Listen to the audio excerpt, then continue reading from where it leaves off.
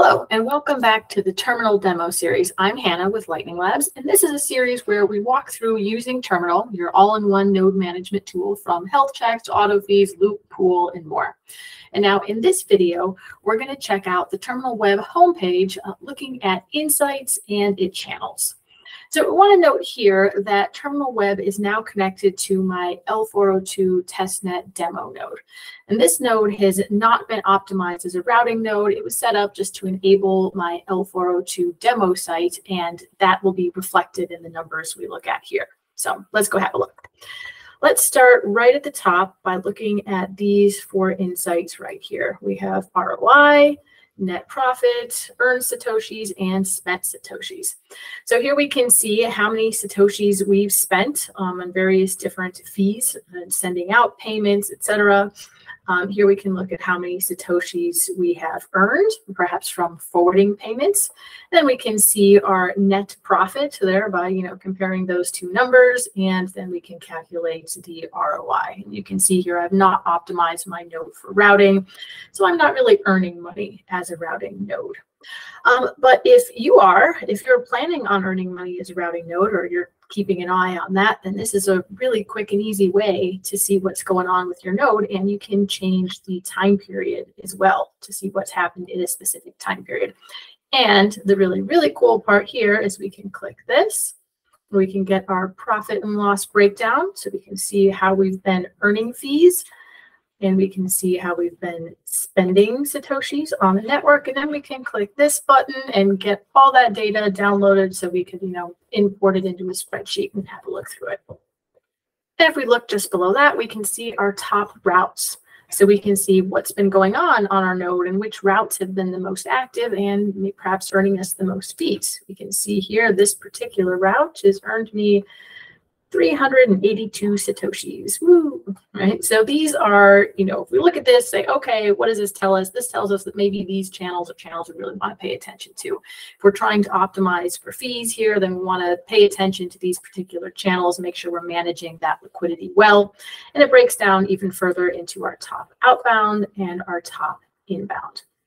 We can also then scroll down here and have a look specifically at forwards.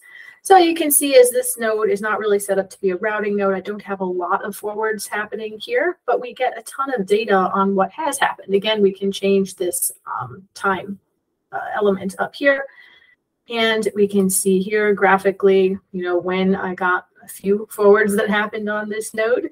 And then we can go down and get information about the specific events, right? So here's this particular occasion in December. I forwarded some Satoshis, and look, there's that fee that I earned for doing that. Cool. Now let's also go over and have a look at the channels tab.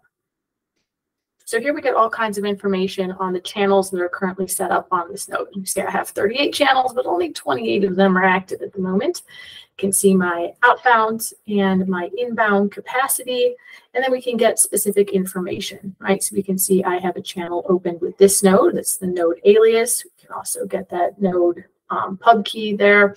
Status, this channel is active. This is the capacity in that channel. And this is one of my favorite things about Terminal in general, but about this portion of it, is that channel liquidity can be difficult, right? Difficult to understand, difficult to visualize. And this really helps, at least for me, helps a ton to be able to just get this graphical representation of what's happening with the liquidity on, my channels on this particular node. So on this side, we have outbound. On this side, we have inbound.